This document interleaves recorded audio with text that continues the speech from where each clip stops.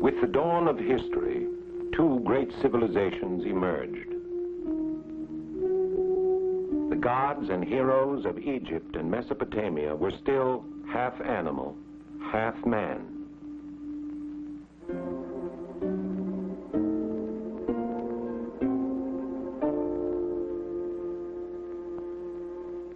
Then, about 4,000 years ago, in the fertile crescent of land which bridged these early civilizations, the idea of a single, formless, unique God gradually arose, and the drama of the Hebrew people began. The Lord said unto Abraham, Get thee out of thy country. Unto a land I will show thee, and I will make thee a great nation. And in thee shall all the families of the earth be blessed. So the tribes of Abraham departed and lived for a while in the land of Canaan. But when a time of famine descended on them, they sought refuge in Egypt. Here, at first, they were welcome. But later, when cruel rulers came to the throne, they were enslaved. After several generations, Moses led them out of bondage. On Mount Sinai, he withdrew, alone, and made a covenant with the God of his fathers.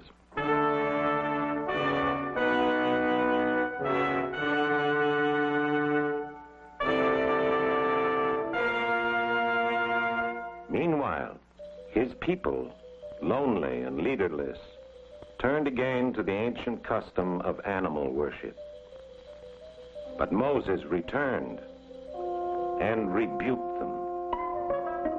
And in the long years of their wandering, he gave the Hebrews a sacred code which was to govern their way of life and ensure their survival throughout the ages.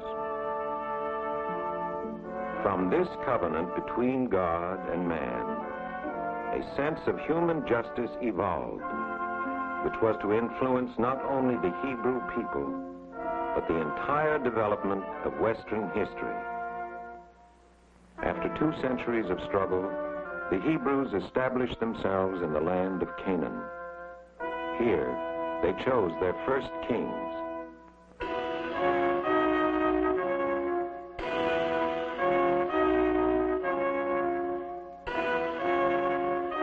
Under Solomon, the kingdom expanded and flourished.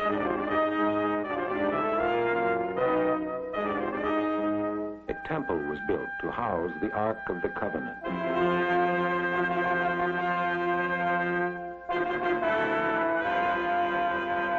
For some of the people, this was a time of prosperity.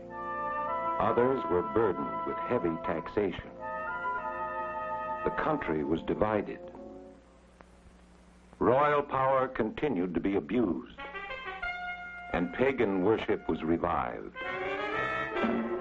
The luxury and laxity of this period were challenged by many great prophets who warned the Hebrews against the injustice of man to man and cried out to them to remain loyal to the God of their fathers. Then, in the year 587, the Babylonians destroyed Jerusalem.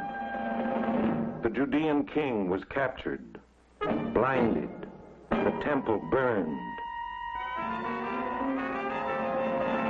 Tens of thousands carried into captivity. Here in Babylon, without a land of their own, without a temple, without a king, the Jews preserved their identity and kept their faith alive. In place of temple ritual, they created the synagogue. Here, aging scholars, fearing their beliefs and customs might be wiped out completely, sought to preserve their ancient oral traditions in the written word, and Judaism became the religion of the book. After Babylon had fallen to the Persians, the exiled Jews were allowed more freedom. As the years passed, under more tolerant rulers, they prospered and multiplied. Finally, when given permission to return to their homeland, the majority preferred to remain in Babylon.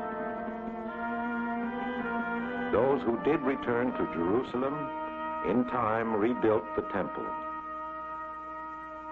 Then came waves of conquest from the west. Some of the Jews accepted Greek speech and customs, but eventually they rebelled, successfully, driving out the invaders. The kingdom of the Maccabees, however, came to an end, and Jerusalem was engulfed in the Roman Empire. This wave of invaders was met by zealous Jewish nationalists who arose in fierce revolt. This time the attempt failed. It was during this period of Roman occupation that Jesus lived, and that the Christian church began. In the year 70, the Romans destroyed Jerusalem. Once again, the temple was leveled to the ground. Even in the face of destruction and desolation, their spirit of unity remained intact.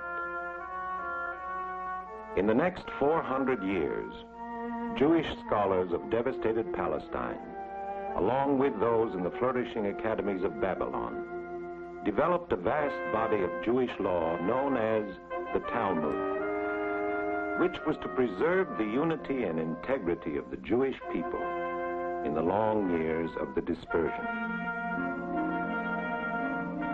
There had been Jews in Europe from the time of Alexander the Great. Now there were migrations east and west, with thriving colonies in many leading urban centers. Early in the 7th century, a new prophet arose to create yet another religion. Mohammed took many ideas from the Old Testament and acknowledged the same prophets. When waves of Muslim warriors swept across North Africa into Spain, so too went the Jews. In the 9th, 10th, and 11th centuries, a golden age of Jewish creativity arose in Spain. Jews took Arab names, spoke Arabic among themselves, and profoundly influenced Muslim thought. Meanwhile, Christianity had spread over Europe north of the Pyrenees. With the Crusades, a mass movement of undisciplined Christians set out to deliver the Holy Sepulchre from the hands of the Muslims. On the way, Crusaders massacred many Jews, whom they considered even more dangerous opponents of the Christian faith than they hated Muslims. In Spain, persistent efforts were made to convert Jews to Christianity, often by physical coercion. Entire Jewish communities submitted to baptism to escape the horrors of persecution, while in secret they continued to practice their own religion. With the Inquisition, large numbers of converted Jews were tortured and burned as heretics.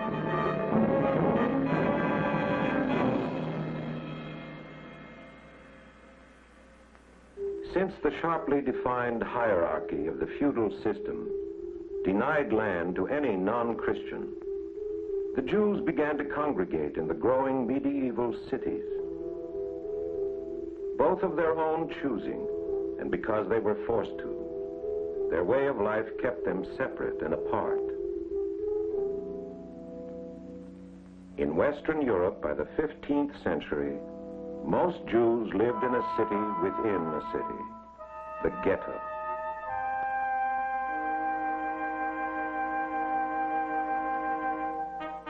In the late 18th century, the French and American revolutions extended the ideal of human equality to all peoples.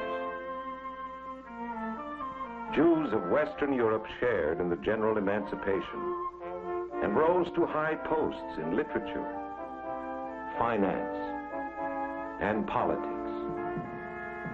In Eastern Europe, however, the fate of the Jews fell from poverty to pogrom. Thousands in Tsarist Russia and Poland suffered incredible horrors. Over 2 million emigrated to the United States. By 1910, New York was the Jewish capital of the world.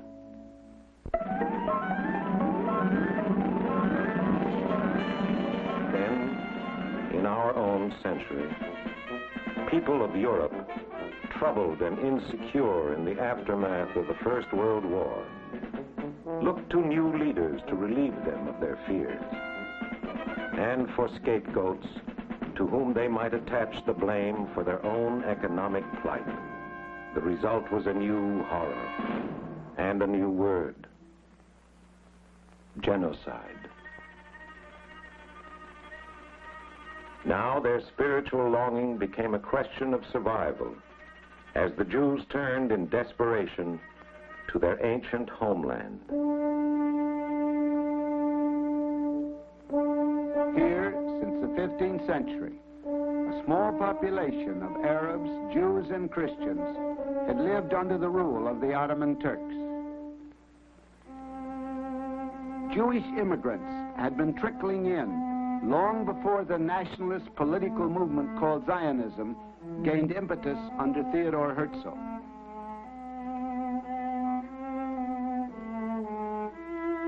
Zionists gained financial support for small agricultural settlements. With the collapse of Turkey in 1918, Palestine came under British mandate.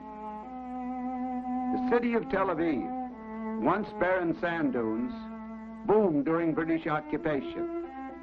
Many thousands of European Jews settled in the Holy Land after Britain issued the Balfour Declaration, which endorsed the establishment of a national home for the Jewish people in Palestine. In spite of growing Arab opposition, Jewish immigration increased as a result of Nazi persecution.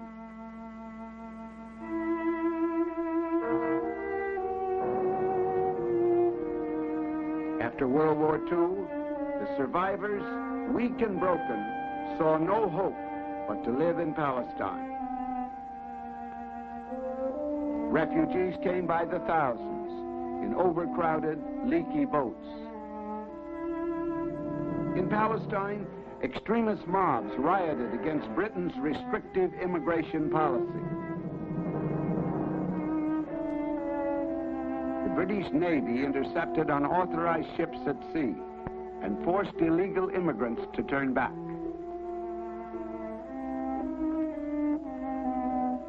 On the island of Cyprus, refugees were confined in detention camps.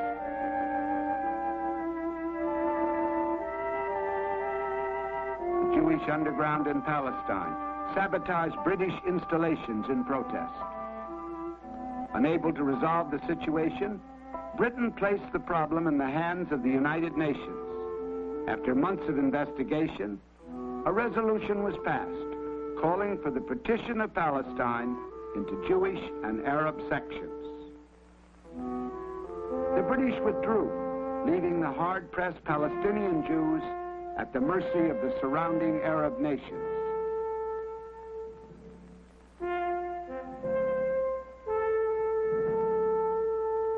A few hours later, Ben-Gurion and the other leaders proclaimed Israel a sovereign state.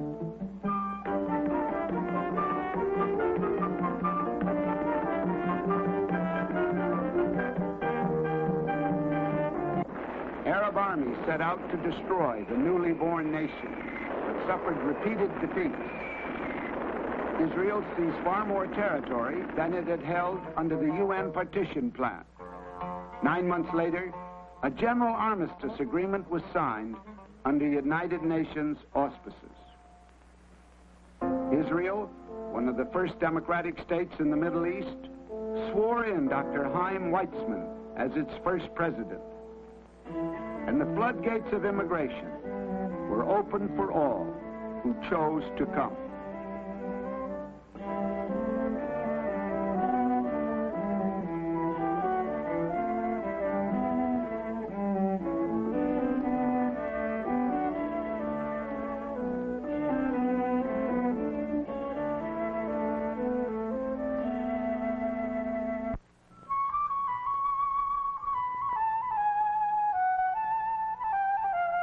For 30 years, Israel's doors have remained open, and Jews have come by the millions. And still they come, from all over the world, for many reasons, to this land.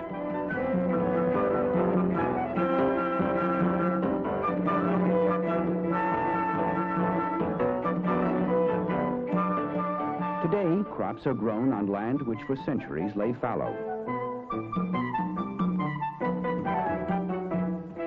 Much used to be desert. The people who lived here, mainly nomadic Bedouins, raised sheep and watched over their water holes. Water has always been a key to life throughout the Middle East.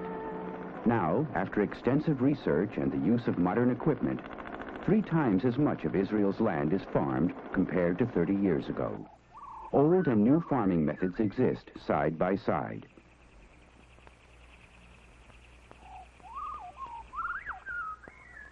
In the past, collective settlements called kibbutzim were given much credit for agricultural progress. Today, they are responsible for only a small percentage of Israel's agricultural output, and only about 8% of Israel's labor force is engaged in agriculture. Citrus fruits continue to be an important export crop. About 90% is sold abroad. The export of all fruits and vegetables, as well as manufactured goods like electronic equipment, polished diamonds, and textiles, is flourishing. Israel has not been blessed with an abundance of raw materials. Most of the meager mineral resources are found in the south, in the Negev Desert and the Dead Sea. Some oil has been discovered, but Israel produces only a minor portion of her needs, and the availability and price of imported oil still dramatically affect the economy.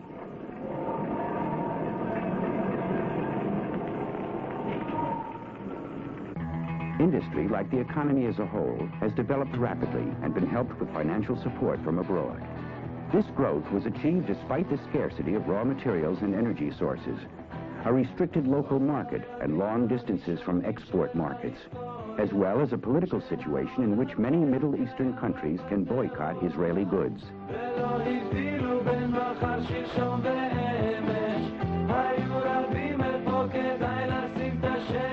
80% of the almost 4 million people live in cities, a dramatic change from 30 years ago. Israelis pay some of the highest taxes in the world, often half their income. In addition, inflation is extremely high.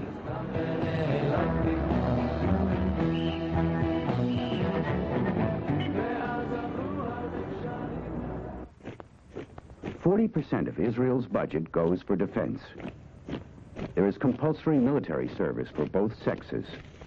Single women serve 2 years and remain in the reserves until they are 34. Men, at 18, are required to serve 3 years in the Army and remain in the reserves until they are 55. They must report for a month's training every year.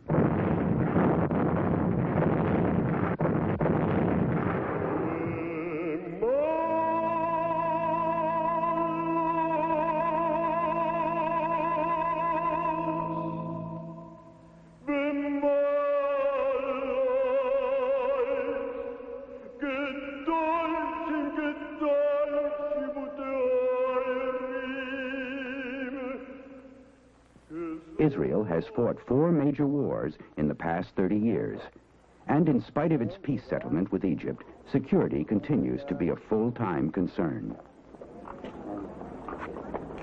Okay, בבקשה. תודה. כן, אדוני.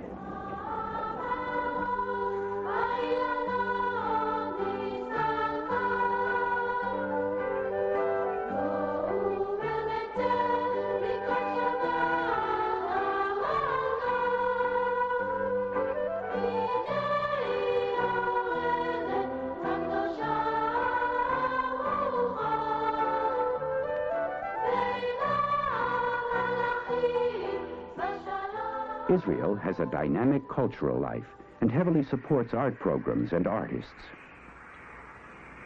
Yigal Tumarkin, like many modern Israeli artists, has had his works displayed all over the world.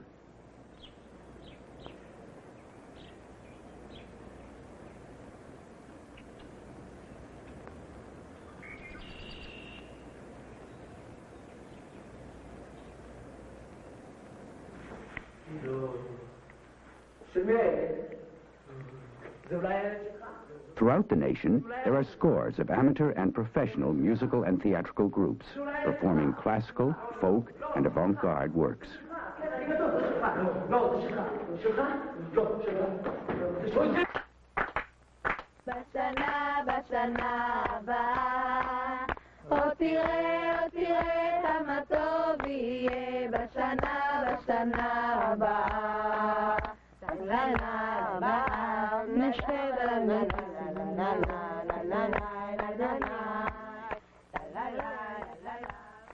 Israel is special, if not sacred, to more different religious faiths than any other area in the world.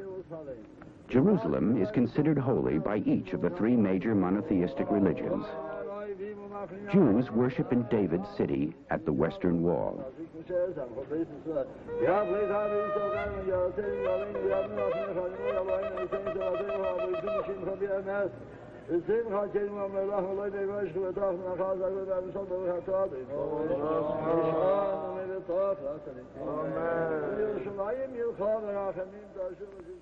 Muslims pray at the place from where Muhammad ascended to heaven.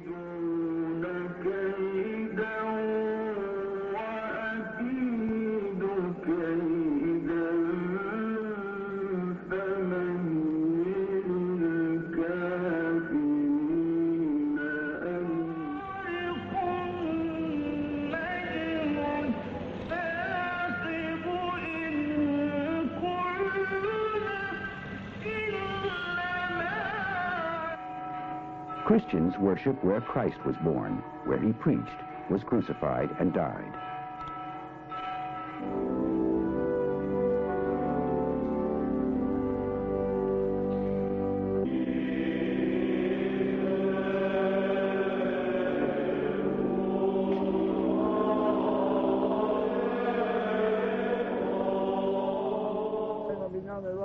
Israel's population is a rich tabloid of various ethnic groups. Jews themselves are a people of diversified backgrounds, and the problem of a so-called Second Israel exists, the successful integration of the immigrants from Asia and North Africa with the ones from Europe. An extensive social welfare system stresses preventive medicine and research. Healthcare is about the most extensive in the world. Life expectancy is now higher than in most Western nations, including the United States.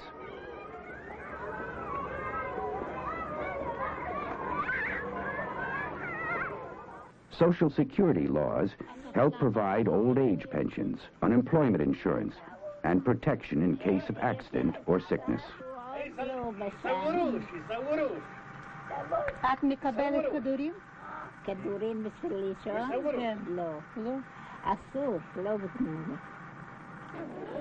The majority of Israel's non-Jewish population is Arab. Some Bedouins have settled on the land and become farmers, but many continue their nomadic ways. Most of the hundreds of thousands of Arabs who left Israel in 1948 and 1967 still live in refugee camps in other countries. The Israeli government is attempting to integrate its Arab population. Many now attend literacy classes and enroll in other adult education courses. Education has been given highest priority in Israel, and a complete system has been built up from kindergarten to university. One objective, besides bringing together the various immigrant groups within Israel, is to effectively integrate the native-born Israelis with the immigrant populations. Education is free and compulsory between the ages of 5 and 15. Numerous adult courses exist, and 30% of the country's population is said to attend some sort of educational institution. Incidentally, Israel is the only country in the world which uses the Bible as a history textbook. The Hebrew language has been revived and is now a highly polished instrument for daily speech, modern literature, scholarship, and even science. מספיק. לא בכל הכוח, כיוון שאחר כך ההברגה עלולה להישבר. כן? זהו. בהתחלה עם האצבע, ואחר כך תחזק את זה. תתפוס ממש מקסימום, מקסימום. עד הסוף, עד הסוף. כן. אבל לא בכל הכוח, כדי שהבורג לא יישבר. מה המצב אצלך, שלמה? Israel is the only true democracy in the Middle East. The Knesset, or parliament, is elected, and every citizen, male and female, over the age of 18, Jewish or not, is entitled to vote. Debates can be lively. Opinions are wide-ranging and vigorously argued.